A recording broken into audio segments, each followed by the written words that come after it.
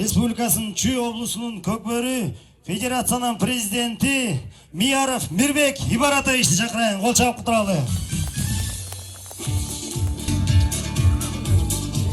Келіңіз. Ассаламу алейкум. Бүгінгі шундай күнден жақшы мындай Чүй обласында болып жатқан жақшы бір жаңылық болып жатады. Қанша көптен бері күткен ушу 2 ай аралығында Чүй областы бойынша район içinde айыл өкмөттөр арасында мынакей тең таймаш болып, ушун мыктысы бүгүнкү күнгө жетип келип, финалдык оюндарда астында турасыздар.